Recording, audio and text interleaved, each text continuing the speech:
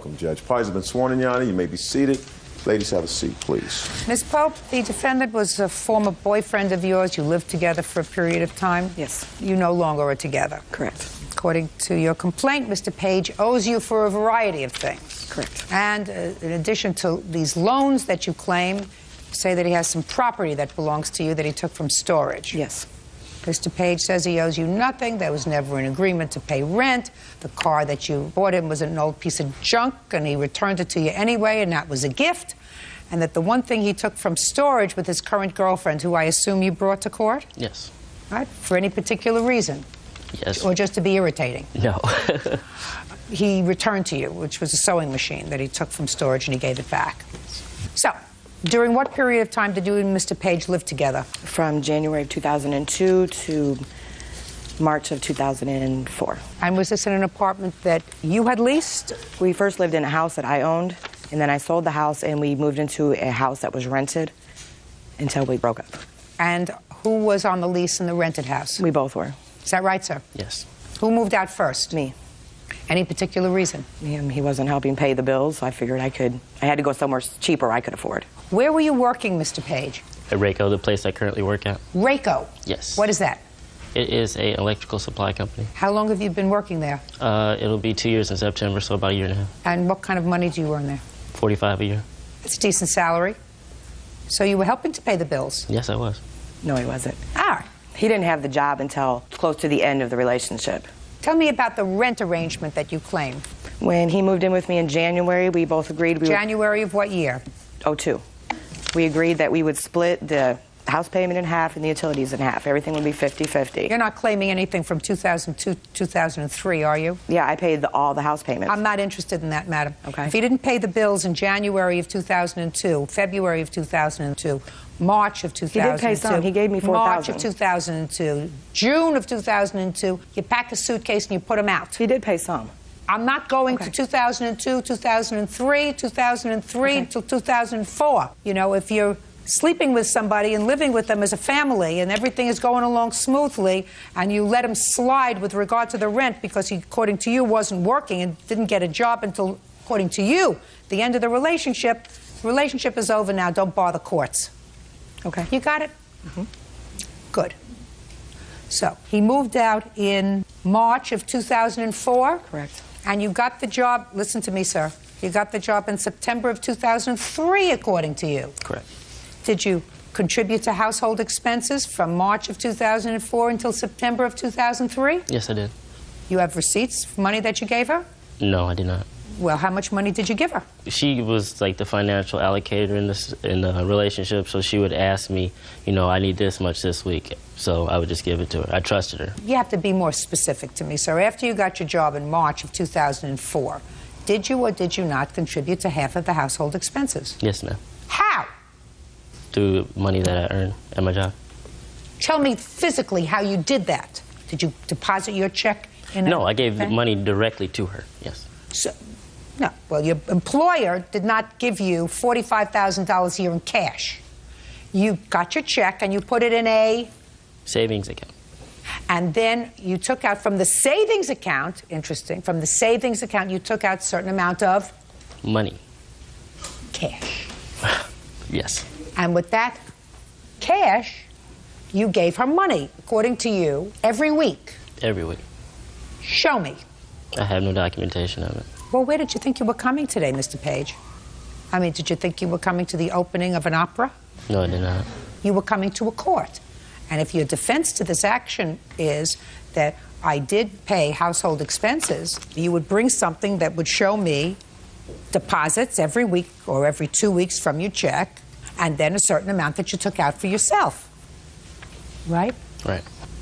So you don't have that. No, I do not. So I'm going to start in October of 2003, because he just started working, according to him, in September of 2003, starts to put some money away. Let's deal. October, November, December, January, February. When in March did he move out? On the 4th of March. 5 months then. What was the rent on the house he was living in? $700 a month. And prior to that, Mr. Page, you were not working, so you were contributing nothing. That's not true. I was working at Pizza Hut. Pizza Hut. Yes, at that time. Pizza Hut. Before that. You weren't amassing a fortune working at Pizza Hut. No, it's not. Who are you? I'm Laura Pope's witness. Just a By second. night. I just asked you who you were. I'm Cynthia Radamilli. Are you related to her in any way? No, we're just friends. Good. When I need you, I'll call you. Okay. We have $350 a month, which is half the rent, times 5, which equals $1,750. That's what you should have paid, minimally, when you started to work at your $45,000 a year job. Now, let's talk about the car. Okay. When did you purchase this car for him? January of '04. Tell me the circumstances, according to you, Ms. Pope, of how the car was purchased. He needed a car to go to and from work, and he agreed if I helped him get a car, that he would make payments on the car till it was paid off, and that's how he was going to be able to pay me for the money he owed me getting a job. So did the two of you go to look for a car? No, I went and got the car for him. He didn't want to go. Just a second. On what day of the week did you do that? I don't know. I have the paperwork. Paperwork you may have, madam. My question is, how old are you? 21. 21-year-old guy doesn't say to somebody who he's living with, listen, I want to buy a car, I need a car to go to work. If you go pick it out for me, I'll pay you for it. Right. And she went there with her ex-boyfriend, Your Honor. Just a second. Does it sound as if you're losing this debate so far? Except the rent part. Judge Judy continues in a moment. So you married after you separated from him? Yes. Immediately. When did you get married? June. Somebody a little more age appropriate? Yes. Play around with a baby, you get actions like a baby. Real cases, real people. Judge Judy. Laura Pope says her former live-in boyfriend, Jonathan Page, owes for rent, the balance on a car, and for the return of stolen property. Go ahead. We weren't going to get a fancy car, just something that would get him to and from work. That's what we agreed on, and that's what I got. When I took the car back, he said it's fine. I could have took the car back. I had 5 days to take the car back. He agreed it was fine. And we also agreed he would only pay half of the car. I was I helping mean, they him let out. you take the car off the lot without paying for it? No, I put a deposit down to take the car off the lot. $300 I put down to take the car. How much was the car? $1,183. Did you pay any money towards the car, Mr. Page? Yes, I did. You did? As far as repairs and No. go. No, I My didn't. question to you, Mr. Page, is a simple one. the I purchase of speak the car. English. Did you pay any money towards the car? No, it was a gift. Who paid for the insurance? I did. Actually, that's not true. Both of us did. We both paid on it. How I did have you the both receipt pay for it. insurance? Well, I would give her the money for it some months when she didn't have it, so. The insurance was in his name only. I paid it. I got the insurance. Where's the car now? It's at the police towing because he had it towed to my house in December of '04 because it didn't work anymore. And I asked him, he took the plates off the car. And I said, Jonathan, I need the plates for the car. Oh, I'll give them to you. I'll give them to you. Come get them. Came, he never showed up, never got the plates. The plates are still good until May of this year. What'd you do that for? They came with the plates. I sent them over there with the plates. They were already expired. I have the So- registration to show that's different. Why did you bring the car back to her house? Because she wouldn't give me the title to it. So it was really her car still. Whose name was on the title? Hers. Mine. Oh, goodbye. You had the car. You should have taken better care of it. All right, let's not deal with the car anymore. What else do you claim he owes you? He owes me for property he stole out of my storage Now, bin. why did you go to her storage unit? That's the question that I have. That was our storage bin. You know, she had gave me one key to it. We both had both of our stuff in it. What did you have in there? I had all of my office equipment in there. Why did you take her sewing machine? She had boxed all the stuff up when she had initially put it in there, so all of our stuff was mixed up. When I took it to my parents' house, I unpacked it. I noticed like some of her items were in there. Those got returned. Well, when did you, let's start, Mr. Page. When did you go to the storage unit? What date? I would say about May. I need a date. Around May is not a date. May 16th, a couple days before my birthday, I know that. So my birthday. See how we're getting closer? A couple of days before your birthday, around May 16th. And who did you go there with? I went there alone. Did you tell her you were going? No. Why not? Because I was assuming that she would not allow me to get my stuff because she was being a little vindictive about getting my stuff in the first place. When did you call her and say that I, by mistake, got some of your stuff? Well, she was calling me all the time. That's not my question. When she... When did you call her and say to her, I mistakenly took some of your stuff. I never did. Why not? Because she was always coming to my house and she got it anyway, so. I want you to understand something, Mr. Page. My reactions to you have nothing to do with whether I like you or don't like you, because I don't know you well enough to either like you or dislike you. My reactions to you are the reactions of somebody who's listening to facts that don't make sense for somebody who's trying to do the right thing. Do you understand me? Yes, I do. If you're in a relationship with somebody and lived with them for a substantial period of time, and for most of that time they were supporting you, which she was, and you had some things that were in a mutual storage facility, I can understand, as a matter of fact, why you would want to go there by yourself and not confront her if you separated in something less than an amicable situation. But once having gotten the stuff home, if you didn't open boxes there, and realizing that you got some stuff, I would either email her or pick up a phone and call, or write a letter and say, I'm sorry, I have the following stuff. Or even better, taking the same key with which you got into the storage and taking the stuff back. We understand each other. Yes, I do. You did none of those things. You waited for her to have to come over with the police to get her things. No, she didn't come with the police. Who did you come with? I came by myself, and then my husband came. Is this your husband or your ex-husband? My husband, current husband. Current husband. So you married after you separated from him? Yes. Immediately. When did you get married? June. June. You have a nice husband now? I do. Very good. Glad to hear it. Thank you. Somebody a little more age appropriate? Yes. Perfect. Play around with a baby, you get actions like a baby. see. You understand? Yes. You got your sewing machine back. What else did he give you? I do not have my sewing machine back. You don't have it back? No, we went Friday the 18th, February 18th. He agreed to meet me. February 18th of 2005? Yes, ma'am. Yes. He agreed to meet me at his mother's house at 1 o'clock, which is where he claimed my stuff was. I was there, he wasn't. I ended up getting his phone number through information. He was still in bed. He ended up over there like 1:45.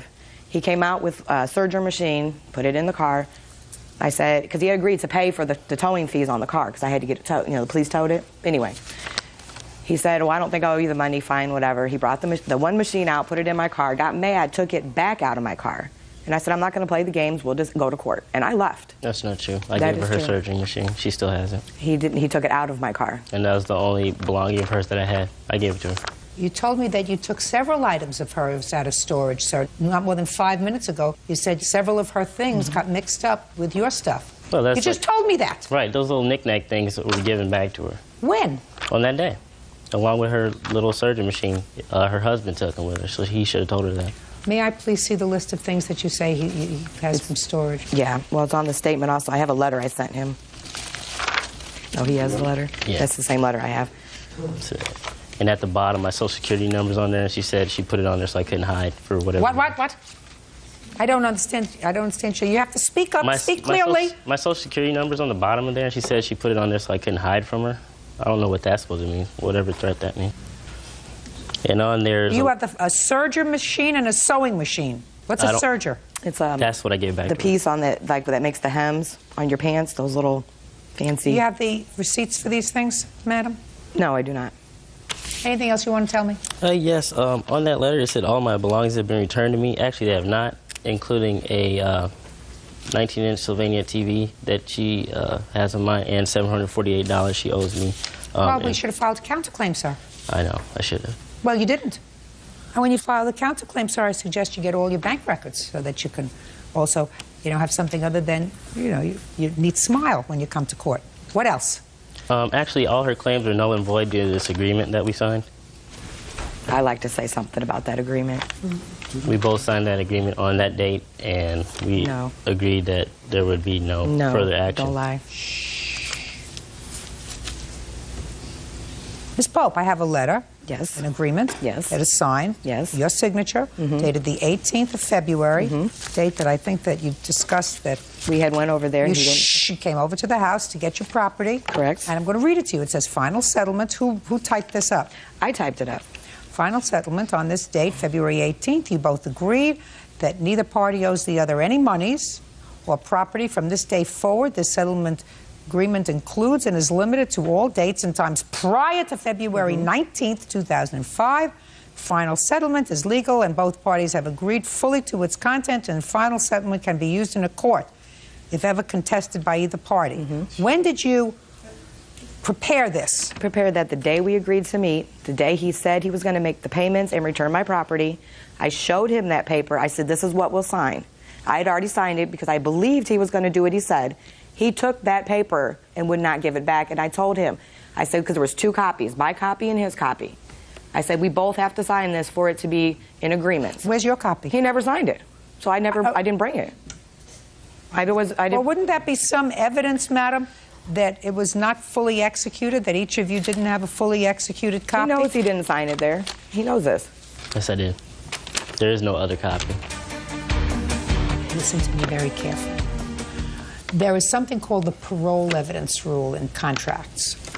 Parole evidence rule says that you cannot go outside of the 4 corners of a document in order to explain away a document that is valid and clear on its face. Do you understand? I understand that. Now, you are older than he is. He's a baby. You're, according to him, 13 years older than he is. You've been in business, you work, you support yourself, you know, you take care of yourself. I think that you're smart enough not to sign something until you get what you're supposed to get. You had not gotten the rent money, because this doesn't say, you know, upon condition that he pays the rent, then we've settled. Upon condition that he paid for the car, $600, we've settled. Upon condition that he returns the sewing machine, we've settled. This says that on this date, you've settled everything. The only way you can explain it away is by saying, listen, he forced me to sign it. I was under duress. I was in the trunk of his car, and he said he was going to close the trunk of the car without air holes. So I signed it. You didn't say that, did you? No, I did not. Unfortunately, Miss Pope, you have a nice husband now. We're not talking about a lot of money here. We're talking about money that probably some of which was a gift to him, some of which you never expected to be returned to you if the relationship lasted. So you got away cheap. You have a happy life. Enjoy it. All parties in the matter of Alfred versus Griffin. Step forward. 19-year-old Chris Alford is suing his ex-girlfriend, 19-year-old Ashley Griffin, for a loan to pay her rent. Ashley says Chris gave her the money. Mr. Alford, the defendant used to be your girlfriend. According to your complaint, you are no longer involved in a relationship, but at some point prior to your breaking up, you loaned her $300. You want that money back? Yes. This was after we broke up. Like, we broke up, then she called me. So you lent her the money after you were no longer together? Yes. When did you lend her the money, sir? I sent it the 1st of July. Tell me about that. All right, we broke up, whatever, when she came up. She came up where? To Philly. We was no longer seeing each other. You live in Philadelphia? Yes. You live where? Florida. And when did she come to Philadelphia? Like the beginning of June. Who did she stay with? Her mom, I guess. Your mom lives in Philadelphia? Outside of Philadelphia. Stop moving up and down. When she came up to Philadelphia to visit her mother, and you, I assume. I saw her a couple hours. That's not Were true, you Your still Honor. dating? Then, yeah. What caused you to stop seeing each other in a romantic way? Chris Alford says ex-girlfriend Ashley Griffin owes for a loan to pay her rent. Chris also says Ashley is a two-timer. Okay, go ahead. All right, she missed her flight, all right? In the morning time, she missed her flight. She missed her flight going back to Florida? Yes. When was that? I don't know the exact date. It was sometime in July. He said you went up in June. No, it was like the middle of July sometime. Did you miss your flight going home? Yes, ma'am. When you were in Philadelphia? Yes, ma'am. All right. What happened when she missed her flight, sir? She missed her flight, and she called some guy and was like, I missed my flight. It cost $50 or something to pay the balance or something. And I was like, who's that on the phone? And I turned around, whatever, because I was half asleep when all this happened. She hit me, whatever, like, oh, I missed my flight. Da-da-da-da. So what you're saying is she was sleeping over at your house? Mm-hmm. Yes. Well, then you were with her more than just a couple of hours during this visit to Philadelphia. Okay. All right, so you decided you didn't want to see her anymore because she was talking to somebody else and borrowed $50 from somebody else. Is that what you're trying to tell me, Mr. Alford? Could we get to it, please? All right. Is that what happened? Other stuff too, but that's what started it off. And then this other young man sent you money or called up and said, add the ticket on his credit card, and you went home. Yes, ma'am. Tell me why you needed this $300, Miss Griffin. Can I start from the beginning? No. Well, because I was going back home in July. So I had already bought my ticket and I was short for my rent. So I asked him for the money. I didn't say, can I borrow it? I asked him, can I have it? And he said, yeah. And he gave me the money. So you needed the $300 for rent because you had spent the money. But I was also going to see him. And we spent more than just that night together. He picked me up from the airport, and I was with him that day, and we went to go pick up his witness. Tell me about when you called him and asked him for the money. Well, I called him, and I pretty much said I needed the money for the rent because I was short. Where were you when he gave you the money? I was at my house. In Florida? Yes, ma'am. He Western Unioned me the money. You have the receipt for Western Union? Yes, I do. Can I see it, please? Mr. Alford, I'd like you to tell me about the conversation that you had with her about the $300, please. All right, I'm in the car, me and 3 friends of mine, and my phone rings. And I put it on speaker because I couldn't drive and talk. So I'm talking to her, and she's like, oh my God, I don't have enough money to pay for my rent, this, and that. And I'm like, at first I'm like, oh, like, what am I supposed to do about that? Then she said, would it be possible if you could send me $300 and I will pay you back next Friday on my paycheck? Everybody in the car heard her say that. Don't tell me what they heard. Did you hear it? I heard it. Clearly, it's right here. The phone's right here. I was listening, talking like, all right, well, I can't spare it. You know what I mean? So you got to send it back next Friday. And you can see on Western Union, date was July 1st. If she just now said she was in Philly. You're absolutely right, sir. It was July 1st. I said he sent me the money July 1st. I said I went home after July 1st. Are you telling me you went home and then continued your relationship with him after he sent you the money? Yes, we were still together, so I don't know why he's saying we weren't. We were together at that time. Why would I stay at his house? Why would he pick me up from the airport if we weren't together? He says it was in June. It was in June. That's why you was at my house. It was in June, man. Well, you must have your airline ticket. I don't have it. Who was this other person that you called for $50? All right, when he came down, he knew about the guy already. Don't tell me what he knew. I didn't ask you for a whole story. I said, who was this other person? It was some other guy that I was messing with. So now what you want me to believe is he sent you $300 to help you cover your rent. Then you went up to Philadelphia to see him. But at the time that he sent you the $300 for the rent, you were messing around with somebody else that he didn't know about. Is that right? No, he knew about him. We were only like... friends. No, we weren't friends. We were more than friends. But at that time, I knew I could depend on him. You have to learn that you have to stand on your own 2 feet. You have to stop relying on people, and you have to stop using people. Do you understand? Yes, ma'am. Good. Judgment for the plaintiff in the amount of $300. That's all. Thank you. The matter of Abel versus Lemke. Parties have been sworn in. You may be seated. Ma'am, have a seat, please. Miss Abel, you and Mr. Lemke were dating each other, and according to your complaint, you moved into a home that he purchased, and you paid him during the course of the 6 months that you lived there approximately $9,000. You claim that that was money that you want back now that the relationship is over because that money was really used to defray the cost of his mortgage. Yes. In addition, you claim that he has some personal property that belongs to you and a cat. Mr. Lemke says that the money that you paid to him was rent, that the cat belonged to him, that he had the cat prior to your moving in, and he has none of your personal property. What was the financial arrangement when you moved in, Miss Abel? On May 7th in 2004, we discussed how I could help with expenses. Mr. Lemke brought up the fact that about $1,400 would be fair, and I offered another $100 just to call it an even $1,500 because 2 women, my daughter and myself, were moving in, and there's a lot of blow dryer and hot water used in that case. Okay, so you agreed to pay him $1,500 a month? Yes, I did. Okay, and?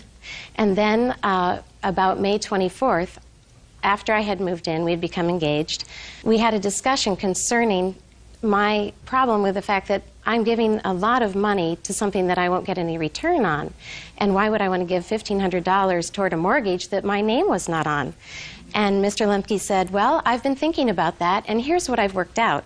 And I have the notes that he jotted down that day to explain to me how this money was actually an investment into his property. Well, first tell me what he said to you. He said that because his home appreciates $54,000 a year, over the past 10 years it had done that because it's lake property, that if you divide that number by 12 months and then again by 2 people, it comes out to about $2,200 a month in equity and investment money. Yes. And that is what he... If your name was on the mortgage and if the house was titled in both of your names. That part was left out. The fact that he Well, said... I understand Yes. that, but I understand it's left out of your story. Right, exactly. But he also mentioned on the same piece of paper in an email to the attorney that I'm willing to invest in his home and that upon sale of the home, I would receive the investment money back plus free equity. And that is also in the handwritten note that he Let me gave see me. it. Mm-hmm.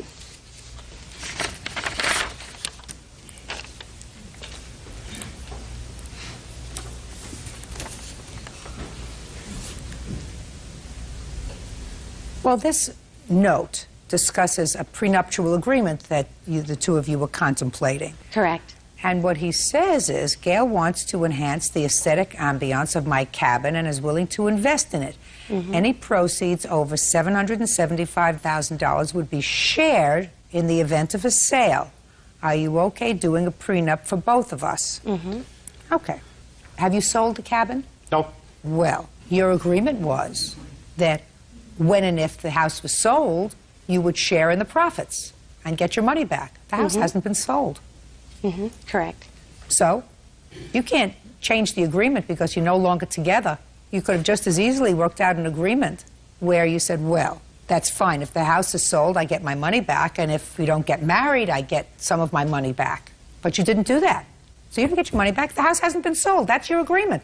But it was a term of our engagement and marriage as I understood it, that that money was investment. You don't make an investment just because you understood it to be an investment. Mm-hmm. So you never came to an agreement with regard to that, according to this.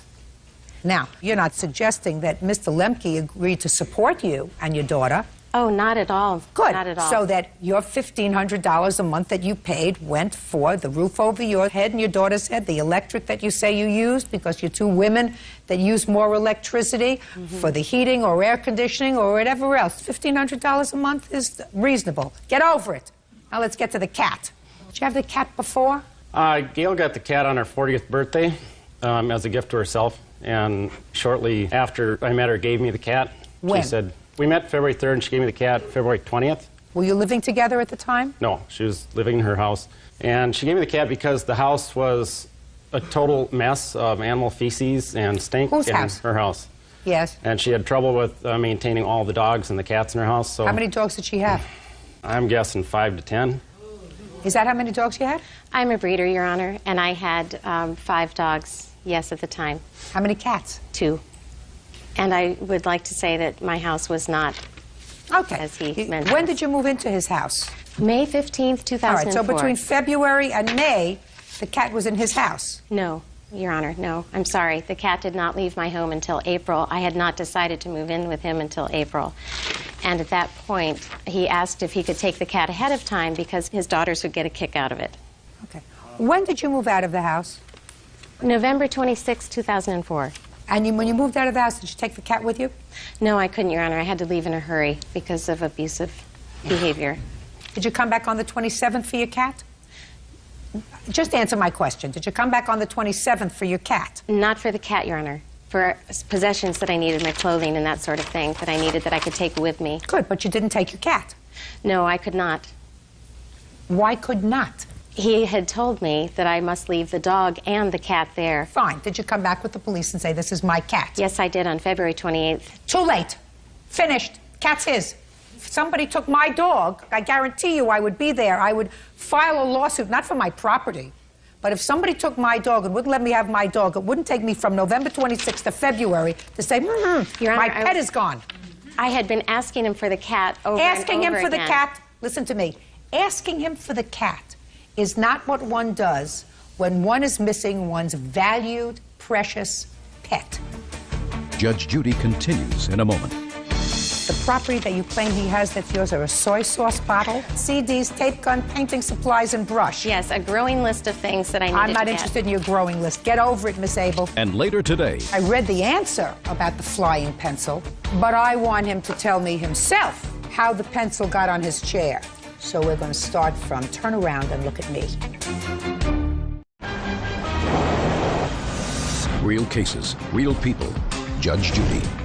Gail Abel says ex-boyfriend Tim Lemke owes for the return of money she invested in his home.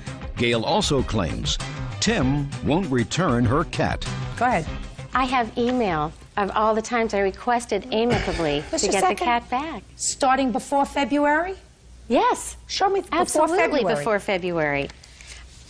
All right, this starts on January 16th. We had had prior communication No, until just that a date. second. So the first Yes. time from November is in January that you have proof of when you asked for the cat back. Is that That's- what you're telling me? Let me that's the see. proof, yes. Let me see.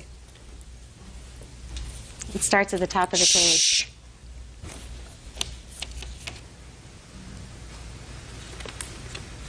Where's the cat now, Mr. Lemke? The cat was loaned to a friend of mine to catch a mouse. Where is the cat now? Oh, my house. Excuse me. That was my question. Oh, sorry, I didn't hear you right. Apologize. He was loaned out for a very short amount of time, and she demanded I get the cat back and I could keep the cat as long as I kept the cat at my house. So she came back and verified, and that's in an email that the cat was there, and she said, okay. Where is that? It's in an email. You have it? Yeah, right here.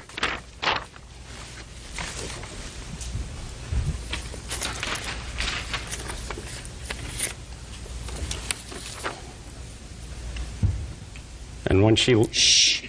Excuse me.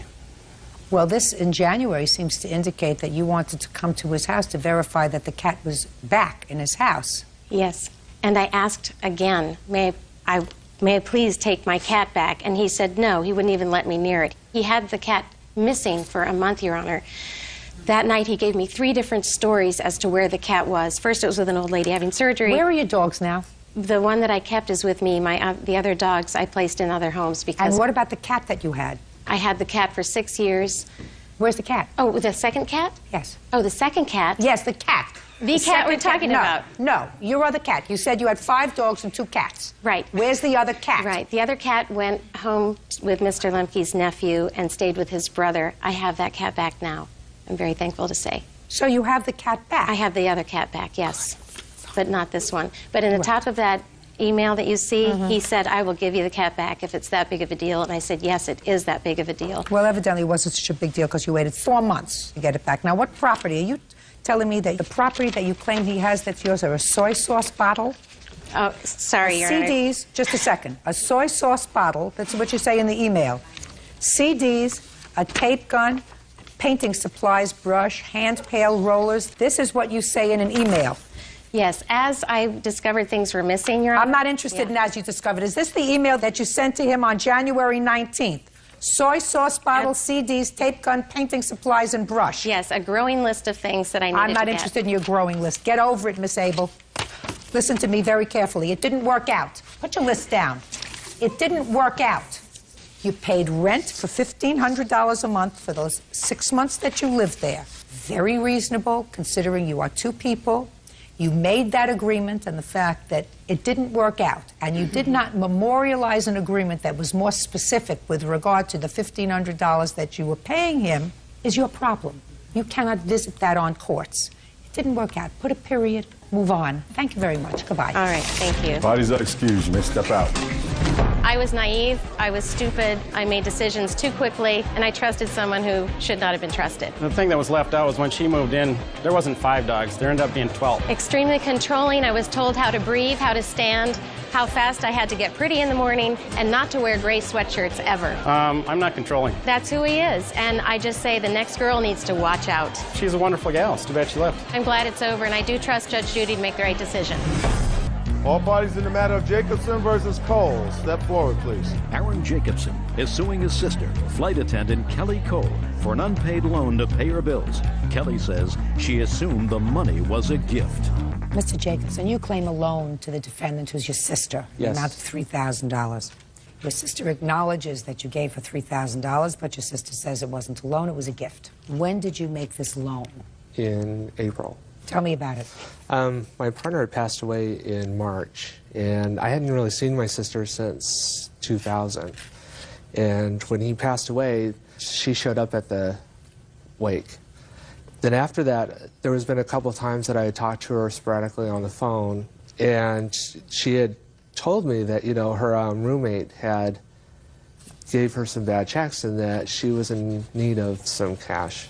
So I asked her how much would be the minimum that she would need to pay her car payments, the child care for her daughter, and her utility bills. And she said $3,000. So I told her that I could probably swing that.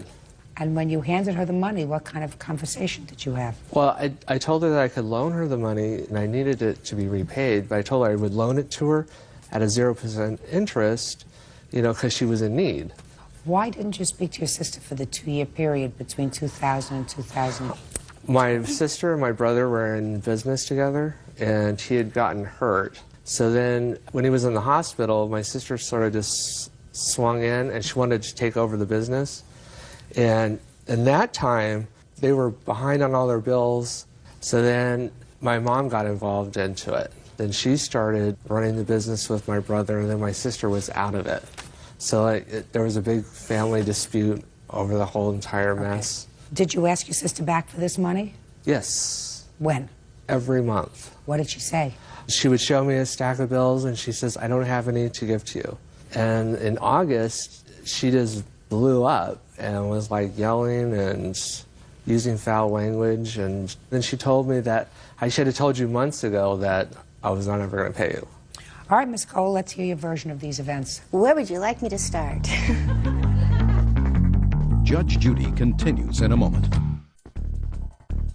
Now, I would like you to start on the 29th of April when your brother handed you $3,000. April. Yes. Okay, let's start at April. Okay, he gave me the $3,000. I had driven out there. I had not spoken to either one of them for over a year, not because my brother was hurt. My other brother, who I was in business with, who my mother talked me into going into business with this brother. How old are you? Old enough to know better. So don't blame anybody else for your mistakes. I want to hear about the $3,000. Okay, the $3,000. Your brother gave you $3,000 because you said you were behind in your bills. Why didn't you pay him back? Because I assumed that it was a gift, because I didn't find out until 2 weeks later from my Aunt Carol, who had gone to a picnic with them. She came back to me, she goes, Kelly, do you know that gift that your brother gave you was a loan? Listen to me, I'm not interested in what somebody said to you outside of this courtroom. Yes. I want to know why, in your mind, you think that this brother, who you weren't in business with, would give you $3,000. Because he and my mother went into the company after my brother was stabbed and took the company, went into bank accounts, took money, back-charged my account, which put me $27,000 in debt, and turned around and deposited into their new DBA account. They took over the business. Both of them. Miss Cole, I think that you have a persecution complex. So far, you have two brothers and a mother. You're not talking to your mother, this brother, or your other brother, because everybody is trying to scam you. Is that right? Not everybody's trying. They've always done it. Is there any particular reason for that? Because I was very close to my grandmother. Oh, you are a very sick girl. You owe your brother $3,000. Pay it. Judgment for the plaintiff. That's all. Parties are excused. You may step out. You've been sworn in. You may be seated. Ladies, have seats. I've read your complaint, which alleges that the defendant breached a written contract that you had with her for child care. At some point, she terminated your services, you say, without good cause. She owes you some money. And in addition, she filed false charges against you with Child Protective Services, which required them to investigate your home, investigate whether or not you should continue to be licensed as a child care provider. Yes, ma'am. Ms. Linton says that she took her children out of your care because you placed them in a situation that could have been dangerous. And she is counterclaiming. Yes. For the potential harm that you did to her children. So when did she take the children out of your care? On the 1st of July. Tell me what monies you allege she owes you. I'm alleging she owes me all that is paid through the county. She called me and gave me a 2-week notice and didn't fulfill it. She gave you 2 weeks' notice when? The day after in question. I guess it would be the 2nd of July. On or about July 1st? Well, may I tell you a little bit previously? Because I had not been keeping her kids. The end of school had come, and so we started making arrangements again for me to start keeping her children again. Miss Linton leaves her children home alone. I only was keeping her youngest son. Shh. Don't interrupt her. I just want to know what happened on 7/1. Okay. The day in question, I picked her children up. How many children? I picked all 4 of them up. How old are they? They're 13, 9, 6, and 1. Is that your son? Yes. How old are you? 12. Is that the one that you said was 13? Yes, I was told he was 13. You're 12? Yes. 12, 9, 6, and 1? 12, 8, 6, and 1. Okay, Go ahead. So you picked up her children, 4 children. I picked up her children, and the day in question, I had a class I have to take. There are certain requirements through the county that you have to take classes. So I had a class. Gloria McMillan's a friend of mine, and I have her watch them. She's watched her kids many times before. Is Miss McMillan a licensed daycare provider? No. Are you permitted under your contract with the state to leave the children with unlicensed daycare providers? Yes. You are? That I'm aware of. No. I've never... Shh. Listen, I don't need any help, and this isn't a tea dance. Not that you're aware of. Not that I'm not aware of, exactly. Oh, okay. So, Ms. Burks, did you have to take classes in order to be a child care provider? Yes. Did they do a background check? Yes. Criminal background check. They did fingerprinting? Yep. Photographing? Yep. So you went through a process before the government says we will pay you money to watch children. To get my license, you go through that process. That's right. To get your license as a child care provider, you must go through this process. Yes, ma'am. She didn't go through the process. Okay. So nobody has to tell you that she's not permitted to take care of the children. No. I'm telling you that unless you are vetted by the state so that you can get a license, you can't give over the care of 4 children to somebody else. I understand that now. Good. What happened next? Well, I haven't even gotten to the beginning of that day, because I would like to tell you the whole day. I want you to tell me what happened when you left the children in a car. That's what this is all about. That's what I'm trying to get to. Well, then get there. Okay. On the day of question, I picked her children up. I went to the county building, had some paperwork to drop off for my father. I take care of my father, who is terminally ill, dying of cancer. After that, I went and picked up Gloria McMillan to watch the children for me. On the way home, I stopped past the party store. Getting out of the car, I said, guys, you guys wait right here. I'm going to run in the party store real quick, let my daughter pick out her party invitations. And we proceeded into the store. I left her children in the car. And on my way out of the car... Where was she? She went into the store to speak to a friend of hers that worked at the register in the store. How old is your daughter? My daughter is 2 now. The daughter who was picking out the party invitations? Yeah. I have a very bright 2-year-old. Just a second. What 2-year-old would be in them? I'll give you this last opportunity. Then you're going out. Do you understand? Mm-hmm. Yes. So let me understand this. First, you went to take care of some business for your father, who you take care of. Mm-hmm. And you took the children with you. Mm-hmm. Had this lady been watching the children yet? No, she was that day? not with me. Just a second. Who was with the children when you dropped the paperwork off? I was with the children. Did they come into the county building with Actually, you? no, they stayed outdoors and played. I never thought any of this to be a problem at all, Miss Linton. Well, Miss Burks, it's a problem. That's what we're doing now. I'm going over the day. I understand. I'm going over the day because it's getting worse as we go forward. forward. This is already worse. I understand what I did was completely wrong. Well, if you understand that, then Miss Burks, I don't quite understand why you're here. Because from what I read in the complaint... Miss Linton is slandering my name. Just a second. If what you're telling me is you picked up her children and you had your 2-year-old in the car, you went to the county building. Mm-hmm. Did you take your 2-year-old inside with you? To the county building, yes, ma'am, and her son. Shh. And her 12-year-old or no, her 1-year-old? Her littlest son. They stayed outside and played basketball. You went inside and you took your 2-year-old and her 1-year-old into the county building. And her other 3 children stayed outside alone. And played on the playground. I don't care where they played. They stayed outside alone. Yes, ma'am. And then you come back to the car and you went and picked up this lady. Yes. And then 2 adults, your daughter, went inside to a store and you left her 4 children in the car, including the 1-year-old. Yes, ma'am. Okay. And how long were you in the store? Maybe 5 minutes. So that's what the case is about. It was the next day that she called and gave you notice. Right, but that's not what she called me and said the next day. What did she call you and say the next day? She called me on the phone. When I answered, I said, hello. She says, I'm giving you a 2-week notice because you have a problem with my son. I said, no, ma'am, I don't have a problem with your son. Your son is a child. You're a liar. No, no, no. Listen to me. Miss Linton, don't speak to her. Judge Judy continues in a moment. You're a liar. I'm going to say 1, 2, 3. So far, you have no case. That's fine. I don't care if I don't have a case. Good. She will not sit here on national TV and lie about me. I kept her son overnight, you liar. And later today. She owed me the money for the rent. And on top of that, then she steals my boyfriend. Listen, nobody steals a boyfriend. They can have each other.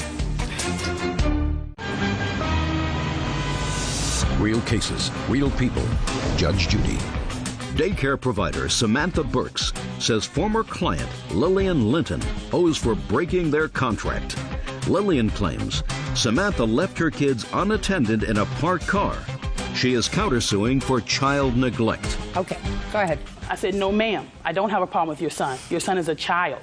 Your son has a problem with following adult supervision. And this is not the first incident that I had an issue with her son. I said to her, your children were throwing rocks, and I asked them to stop. When I asked them to stop, her son looked over at me and said, I'm not throwing rocks, just like that, with a handful of rocks. So I said, I'll just call your mom. When I called her on the phone, she said, let me see if I can remember her exact words.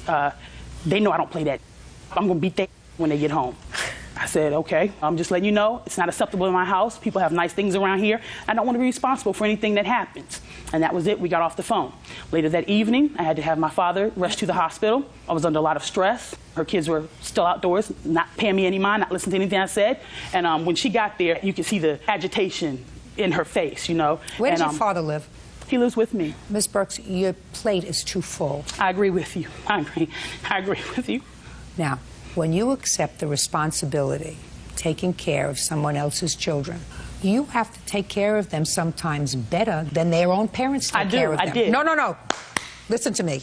If you have 5 children, I made a very big mistake, and I would never do it again. You have 5. Listen to me. I'm not even going there. The car, totally, 100% unacceptable. And she had every right to call Child Protective Services and say, you left 4 children in the car, including a 1-year-old child, and I'm complaining about that. I never said she was wrong about that. What she's wrong about is that she wants to point the finger at me when she's a bad mother herself. She leaves her children home daily. Miss Burks, listen to me. If we were involved in some other forum, I would say to you, fine, we can vent upon who's a better mother, who's a bad mother, who's a good mother. We're here because you sued her for 2 things. For money for child care and for filing a false report to Child Protective Services. Whether she's a good mother, whether she's a bad mother, whether she's a wicked stepmother, whatever she is, she did the right thing by calling Child Protective Services to report that you had left the children alone. Your plate is very full. When you accept children into your home as a child care provider, you're supposed to do more with those children than just be a body there. You're supposed to play with them. You're supposed to provide them with activity. With you. Asking me if I no, listen to me. What I'm telling you is, if you have a 2-year-old toddler yourself and a father who is terminally ill with cancer that you're caring for in your home, it is impossible to set up a home, your home, to be an appropriate and adequate child care provider. Well, Judge Judy, that's your opinion. I disagree. And my father was not diagnosed with lung cancer when I took care of her children. Through the process of taking care of her children, he was diagnosed with lung cancer. You told me the story, madam. You said I had to drop some papers off for my father, who was dying of cancer, who I was also caring for. You told that to me. But you're saying to me... I'm saying to you that your plate was too full. In general, with your own children. That day. Okay, yes, ma'am, okay. That day, that's all you need is 1 day.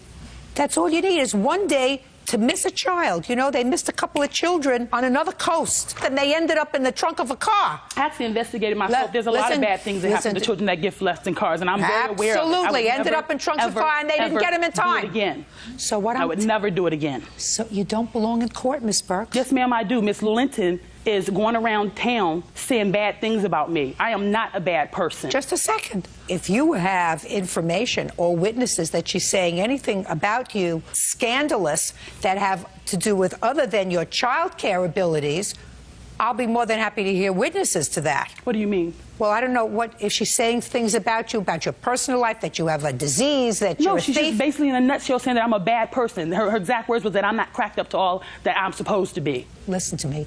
That's her opinion. And she can say that, and not all speech is actionable in a court. What you did as a child care provider was wrong, so you have no basis to sue her for either the money that you claim she owes you or for calling Child Protective Services. None. She's got a counterclaim. Yes, I do. Your counterclaim is that she left your 4 children in the car. Yes. Were any of them hospitalized? No, they weren't hospitalized. Just listen to me. I have questions. Any of them treated by a physician that day or the next day? No. Okay, so they suffered no injury. Who are you? I had the kids the following day, and the 1-year-old was throwing up 2 to 3 times. You're a liar. And I have never seen this one before. She did not have the 1-year-old the next day. I kept her son overnight. I am a licensed... I kept her son overnight. I'm going to say 1, 2, 3. So far, you have no case. That's fine. I don't care if I don't have a case. Good. She will not sit here on national TV and lie about me. I kept her son overnight, you liar. Miss Burks, I've already explained in a calm fashion why I'm dismissing your case. That's fine. Miss Linton, you have no counterclaim against her. You have no proof that her actions caused illness to any of your children. You were perfectly within your rights to take them out of her care. Her illness and was I'm speaking. nasty. I'm speaking. And you were perfectly within your rights to call Child Protective Services to report the neglect. Other than that, you have no claim against her because her actions, while they placed your children in potential harm's way, did not cause any injury to your children. Your counterclaim's dismissed. That's all. Step out. Harm's way every day. He's a liar. Home alone. Liar. Parties are excused. You may step out. That's it. Miss Linton is a crackhead that leaves her children home alone. I do no drugs. I do drink my wine, but I do no drugs. She's a lying. She's just mad. Miss Linton is a bad woman. She's a lying woman, too. Oh, she's a liar. Miss Linton, who goes to church and is a fake Christian, needs to get real with herself. Y'all better watch out for y'all children, because skanks like... The next case. All parties in the matter of Butler versus Owens. Step forward, please. 24-year-old law student Camilla Butler is suing her former roommate, personal banker Nicole Owens, for breaking a lease and unpaid bills. Nicole says she gave Camilla ample notice. Miss Butler, you and Miss Owens were roommates. You claim she moved out prematurely, owing you 2 months' rent. The 2 months were for the months that she was not going to be there, but you claim an agreement that she would pay rent until the end of May. You also claim she owes some bills. She said she gave you 3 weeks' notice, and she left her $250 security deposit with you. That more than covers any outstanding bills. That's your defense. When did you move in together? Your Honor, we moved in together on January 22nd. That's when we agreed to move in together over the phone. Okay. Now, you moved into an apartment that you had or she had, or that was a brand new apartment? It was a brand new apartment for both of us. Good. Can I see the lease, please? Absolutely. Who found the apartment, Miss Butler? The defendant and I agreed to move into the apartment one day. Gage and I went up to Long Beach to... So you looked at it together for the first time? We found it separate. I'm sorry. I found it alone. And you signed the lease alone? She did not sign the lease. However, that means that she is not a signatory to the lease. If she did not sign the lease, madam, then she is not responsible under this lease. You understand that? Yes, Your Honor. So this is not the lease upon the contract that you are suing on. You're suing on a contract that you had with her, according to you, to live in the apartment until the end of May. That's correct, Your Honor. It was an Good. oral agreement. May I see that agreement?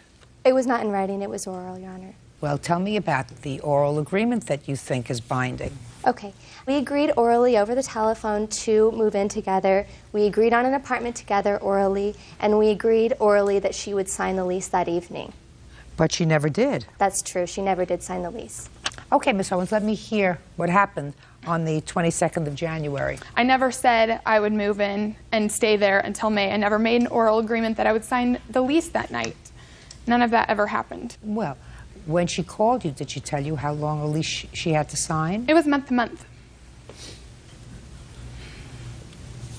This is a month-to-month lease. Yes, Your Honor, it is. However, we agreed together, separately, outside of the lease agreement, that we would be living together until May 31st. She didn't want to live with you after March. Yes, she did tell me March 10th that she was entertaining the idea of moving out. At that day, we talked about it. I said, you know, that's fine if you want to move out. That's fine with me. However, if you choose to move out, you need to make sure that you find somebody to move in your place. She agreed. That's not true. Well, no, that's not true. Just because you say it doesn't make it true, Ms. Butler. She paid for March's rent, right? Mm-hmm. You're not responsible for the lease in April or May. You could have given your landlord notice and moved. You chose to stay there.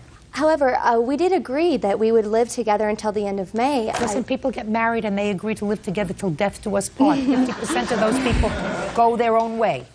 Just because you agree doesn't mean that she has to stay there. Now, what about her security deposit? We haven't gotten the security deposit back since I guess the landlord is still in the process of cleaning the apartment and, I guess, seeing what needs to be done. But you had $250 in security deposit? Yes, I did. Okay. Now, what bills do you say she left when she left? There was a gas bill for February, electric bill for February, garage rental for March, gas bill for March, And also, there were 10 days of rent between January 22nd and January 31st, where apparently we didn't pay for it in February, so we had to pay it later, and Nicole never paid that part. So let me have those figures, please.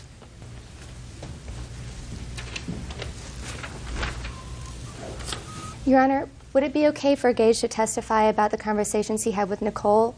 Sure. Last name? Duran. I'm ready to hear you.